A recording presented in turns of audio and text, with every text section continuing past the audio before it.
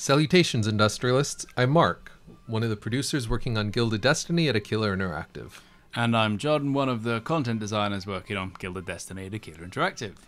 We wanted to make a video to show you about one of the tools that we're working on a daily basis, or working with rather, which is our map editor. We've shown a few previews of it online, but we wanted to work through it real time with you and make some changes in real time to the map. One of the things to keep in mind is that it's still a work in progress, just like Gilded Destiny is itself, so very much pre-alpha.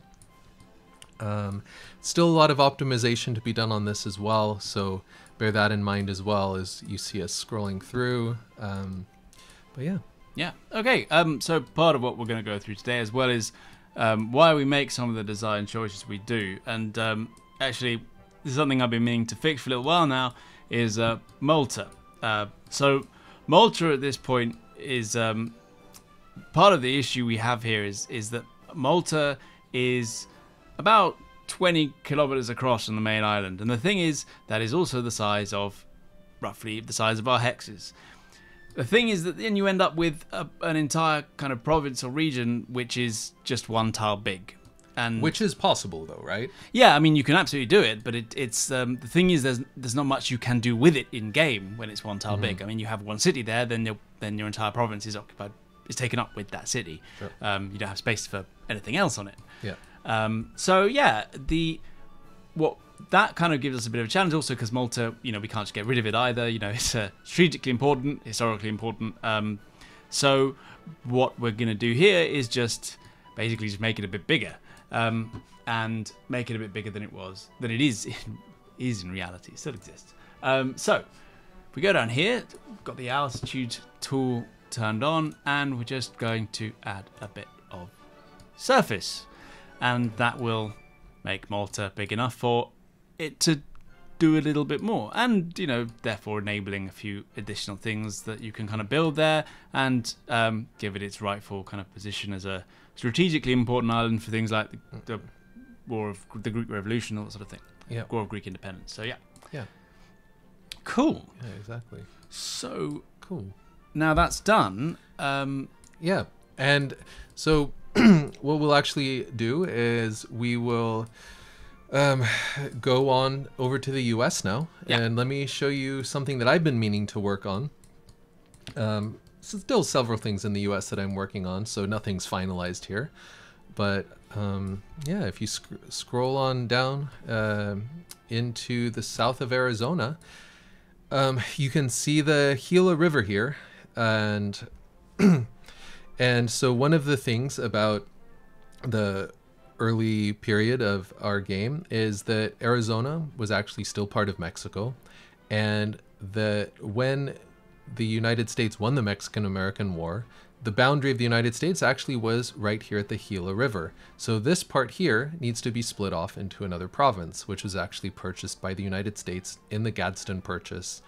We can show that here with the yeah. So here, obviously, we consult plenty of maps of different periods and provenances, and so here we're just going to start setting up for. It's a tool we use quite a lot. This is PureRef. It's a really handy tool because of the kind of things that it enables. So, for instance, I'm going to drop the opacity here, and line it up nicely with Arizona. And part of the reason we want to split this off into a separate province is that to enable the potential for this, when the war is over, depending on the settlement that you as a player will be able to negotiate with, well, depending on which side you're playing as well, of course. But there's multiple ways this could play out. And so we want the possibility of both the historical and ahistorical version where this region of Sonora, which later becomes Arizona, could change hands in different configurations. So right. Exactly, yeah. And that being said, there's also several different ways we can divide it as well.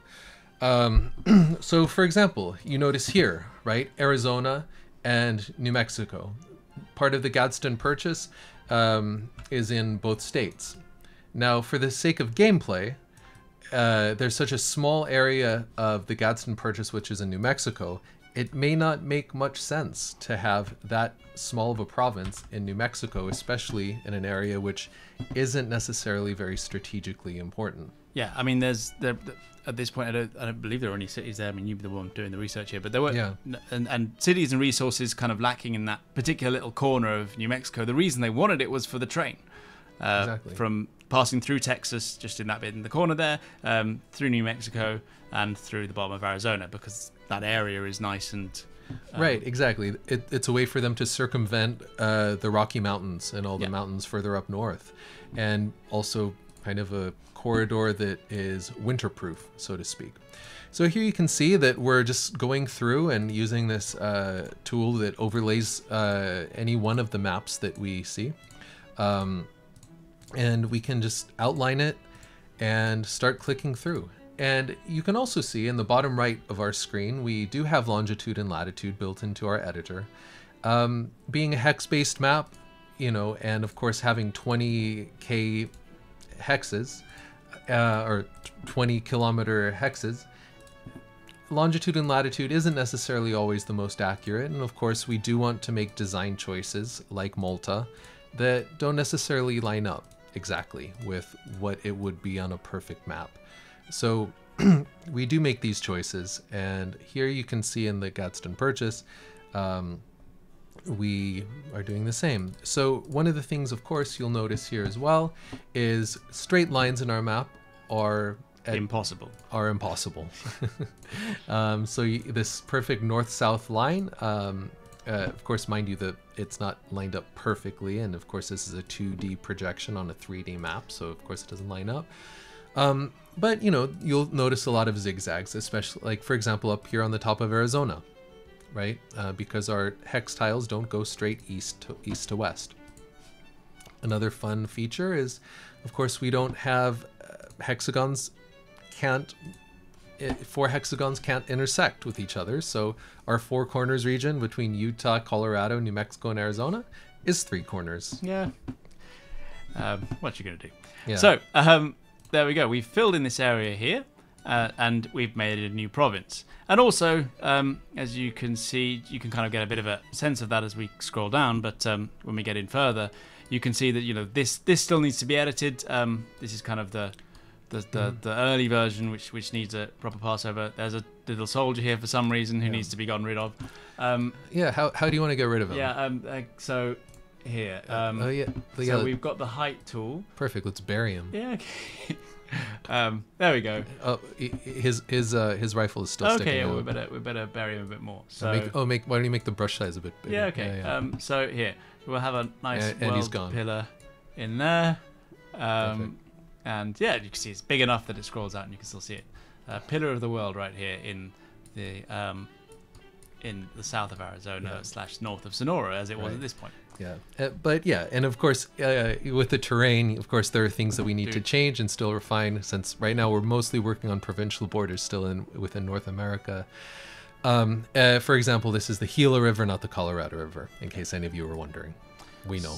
So now we've done that, let's pop into the database and actually add that region to Mexico. Right, because we're not going to have it called New 329 in the game. Yeah, so here you can see we're going to go to the province area, and then we search for New 32, and there we go. We get it here.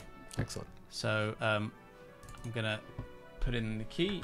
We're going to name it after the largest city, basically, in the region. As was. And it's, I mean, at this point, it's really just a stagecoach stop, but it's still the kind of major sort of, urban, I suppose, in theory, feature at that time there.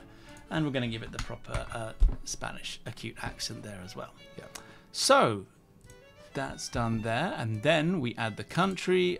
We just find the country key. We already know that it's MEX, but generally you can kind of there's in the database there's also all the countries listed and all of their country codes, so they're easy to find. All of this stuff is just more kind of data things that you can enter as and when.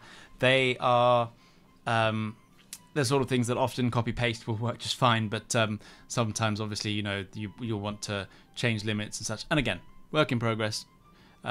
Could have just said ignore that for now. But Yeah. anyway, there we go. Cool. Yeah. So Good to know that it's there nonetheless. yeah, exactly. But yeah. So what we're going to do now is take a quick pause the recording quickly, just so that we can refresh the map and put those changes in. And Yeah. So in a second, you'll see this is nice and changed to Tucson. yeah, okay.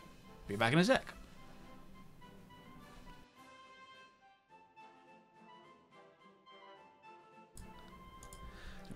All right. So we're back. Yeah. So now we can see, now that we've synchronized the file and got all that working, There's our world pillar. there it is, poking right out there, and here is Tucson. Nice bit of land in between Arizona and Sonora. So, yeah, I mean, I guess for now we can zoom in even further and see if. But yeah, I guess for now that's all we have time for today. Soldier's still there. Yep, there he is. It looks like he did a bit of rock climbing Yeah. and digging. Well, I'm really hoping he's gone before release, but yeah. Anyway, cool. Obviously, yeah, we probably won't be keeping the enormous pillar in the game itself because it's, as far as I'm aware, it's not there in real life. I'll have to check. Yeah. Cool. Okay. Well. Thank you all for watching. And if you wanted to hear my other voice, thanks for watching, and I hope you'll be back soon. Please remember to wishlist Gilded Destiny and check out our upcoming Kickstarter campaign. Have a gilded day.